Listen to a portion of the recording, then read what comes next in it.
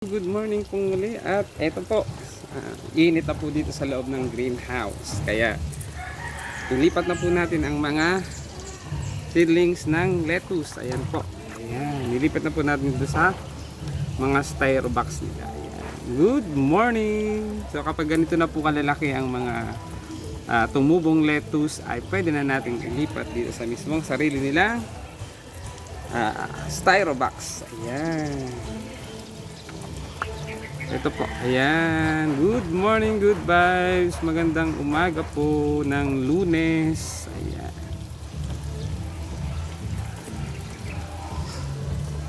Ayan, so ito pong mga lettuce na to, tulad po nito ay dalawa yung tumubo, so pwede po silang dalawa. Mas maganda kasi nga, pag lumaki sila, mas mayabong yung mga dahon.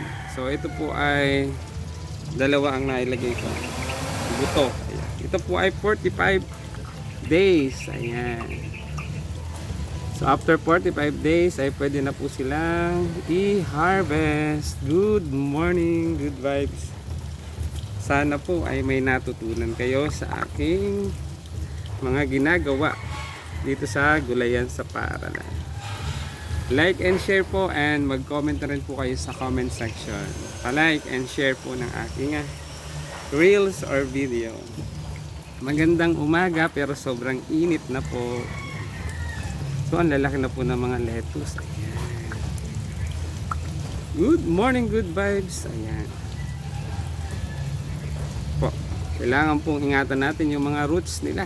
Kasi ayan po, pag naputol po yan ay magkakaroon ng maapektuhan ng kanilang paglaki. Ayan, kailangan po ay hindi siya naiipit. May stress po ang mga halaman o yung lettuce. Good morning! Napakainit na. Time check 9 AM po ay sobrang init na dito sa loob ng greenhouse. Pinagpapawisan ang inyong kasaka at kagulay.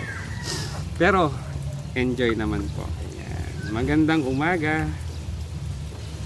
Ayan. Sa mga gusto pong magsimula ng hydroponics, napakadali lang po. Good morning. Panoorin nyo po ang aking mga video or reels.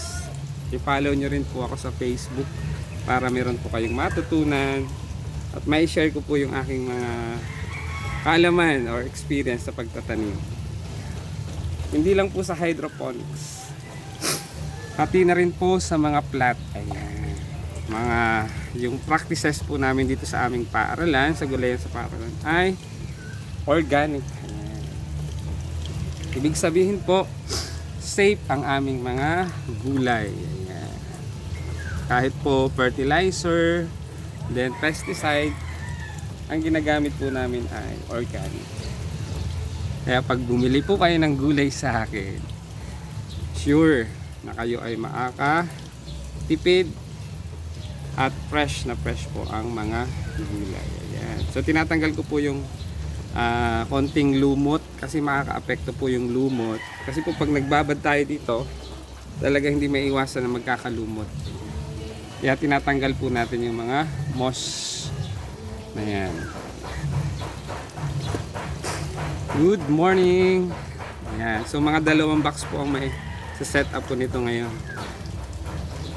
Ayan, mahaba ang oras ko ngayon dito sa Gulayan sapagkat suspended po ang klase. Modular po ang mga bata kasi sa sobrang init.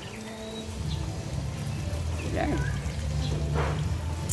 So ito pong lettuce na to, after 45 days ay pwede na naming ibenta sa sino mang gustong bumili.